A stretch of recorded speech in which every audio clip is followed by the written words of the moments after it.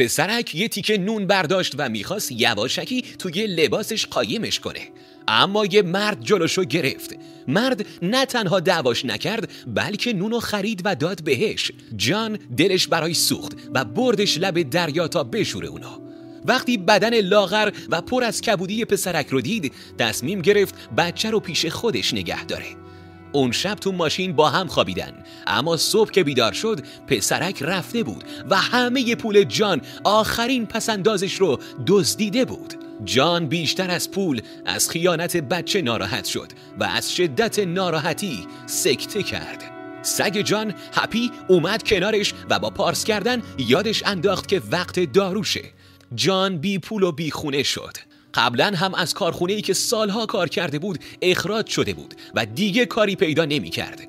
بیماری قبلیش اوضاع و بدتر کرد و زنش هم طلاقش داد.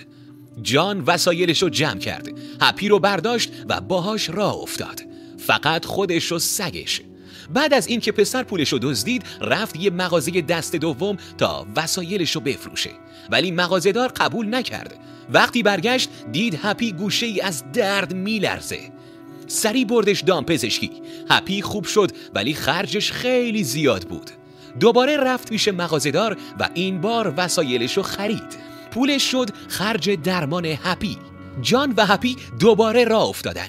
جلوی یک کافه ایستادن و جان با آخرین پولش برای هپی غذا خرید و فهمید صاحب اون کافه هم سگ دوست داره. تصمیم گرفت هپی رو به اون بسپاره تا دیگه گرسنه و آواره نمونه. هپی خونه خوبش رو پیدا کرد. جان قلادش رو داد و رفت، ولی هپی پارس کرد و سعی کرد فرار کنه و پیش جان برگرده.